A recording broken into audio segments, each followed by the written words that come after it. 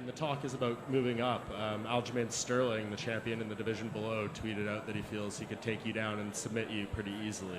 Who said that, sorry? Aljamain Sterling. Oh, Aljamain said that? Yeah. That's right. That's okay. Leave him talk. It's all right. He's got a division, his own division to hold on. You know what I mean? Credit to him to fight someone like Peter Yan and get the win, but settle down. And as you said, last thing for me, you seem to know your body pretty well.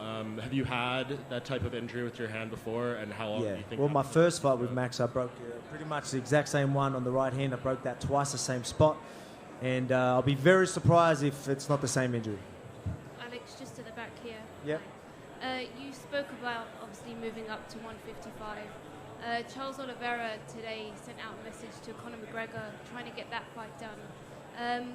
If that does happen, where does that leave you and your hopes for capturing the title at lightweight? Can Conor even fight yet? You know what I mean?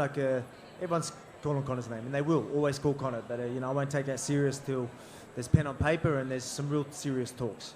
But again, let me see what's happening with this. It gives me time to see what's floating about and see what's happening. Maybe see what's happening in my division.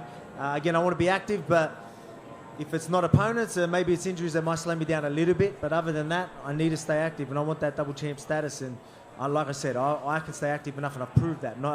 3 fights in 9 months? I just fought 3 months ago. Not many champions are doing that. I don't think I can get a number one contender that quick and keep me that busy. So give me another division to do it. Alex, back here. Yep. You say it's not up to you to decide who the best fighter in the world is, where you rank and stuff. But let's just say it was up to you. Are you the best fighter in the world right now, pound for pound? If it was up to you, outside looking in, are you the man right now? It's not up to me. Honestly, there's great fighters. You've got Usman, you've got Israel. You forget about Stylebender. You know what I mean? He's a man as well. You know what I mean? Easy. So that's not up to me. I respect martial artists, and it would be good to get that. But I mean, it's not up to me. It's up to everyone else. And again, there's fighters that I still look up to that are still fighting now. But obviously, I've got a good resume, and I can see why people might have me in them conversations. But I'll leave it at that.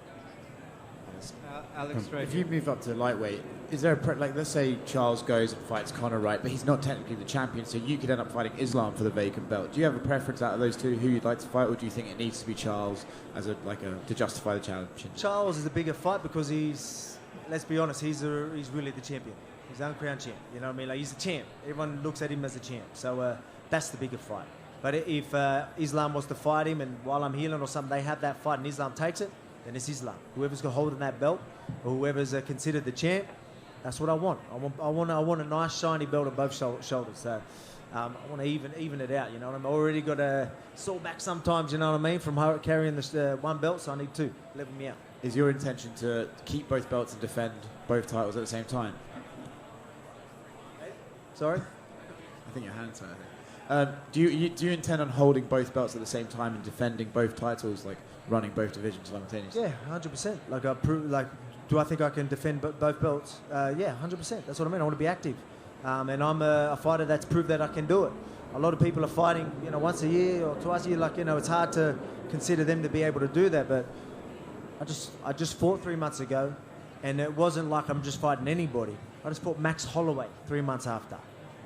I had to prepare straight away for Max Holloway.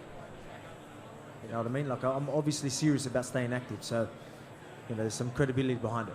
Would you add much weight to go up to 155, or would you have to stay the same? I'd stay where I'm at. I'm strong. I'm a strong dude. Strong, powerful. Keep that sharpness. Keep that speed. Like I said, I train with a lot of heavier guys. People, I don't know how they, think that I wouldn't be able to handle it. Like I said, a lot of my training partners are very high level lightweights, if not even heavier sometimes. Alex, and obviously my weights as well, but I've got a lot of big boys that I train with. Alex, over here. Yes. A lot was being made going into the fight about Max sort of, trash talking a bit, which is kind of out of character. Looking back on the fight now with how it played out, do you think that maybe worked against him at all? Not to take anything away from your performance, but kind of looking back at maybe his mentality going into the fight. No, it worked against him because it gave me the fire. It gave me the fire. I needed that. I was going to go into that press conference. I thought it was going to be chill. I didn't expect much. It ended up being chaos from all angles, but which was fun. But I wanted to go there. I was going to soak up the energy, even if it was the booze, whatever. I was going to use that to get that fire in the belly. He started trash talking. I was like, thank you. I needed that. I said it to him. That's why I was chilling. I was smiling, like letting him know that it ain't affecting me. You ain't getting in my head. That's why I was like, I don't know if it was a part of his mind games to try and make me make it a brawl or something like that and fight silly or something. I don't know. But I was just like, mate, you just put fire in my belly. That's all you did. I said, thank you. And then at the weigh-in, I was like, now that I showed him that it didn't work, I wanted to add on to that. Then I sort of, before the weigh-in, I was like, sort of like just chilling again. I'm like, man, I'm about to do a face-off. I'm about to get a crowd. I've got to do a speech. I completely forgot about it. So I needed to sort of pump myself up. So this trash talk and this intensity that he brought just put me where I needed to be. So if featherweights and lightweights want to do that whenever we fight and they want to boost me up like that, bring it on, please. And kind of on that note as well, you know, you talked about after the fight several times saying you got to stand up for yourself, and you really sort of pushed that message. Was it that talk? Because, you know, you do hear it, people saying Max was the uncrowned champ after that rematch and saying that he won. Was that the main thing? I think Mark Bourne might have said that too, eh?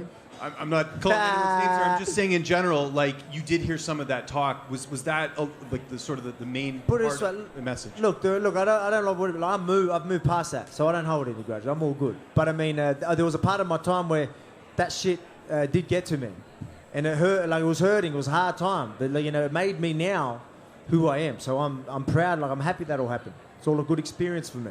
Now it made me unstoppable, invincible. A lot of people were bringing me down, you know what I mean? Like, and I had to stand up for myself from all angles.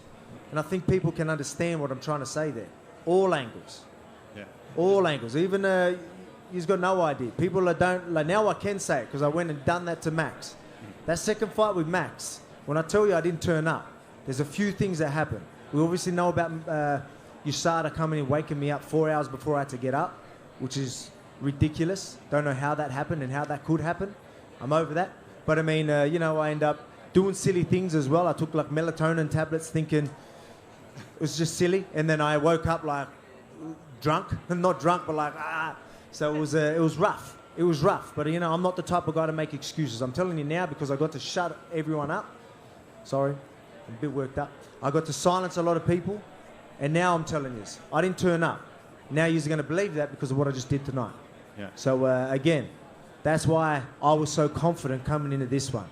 I was saying I didn't turn up. He turned up, and he still couldn't beat me. Now you know why I'm so confident. A lot of people watching at home felt like this was your best performance. Was this the most satisfying win from your perspective? Yeah, man, a finish would have been great, but I mean, like, you know, I didn't bother saying I'm going to knock him out because how many fights has he had? Like 30 people have tried, and 30 people haven't even dropped him. So, did I get a drop? I don't know if I dropped him. No, I don't think I dropped him. Fuck. That Alex, legendary chin holds on once again.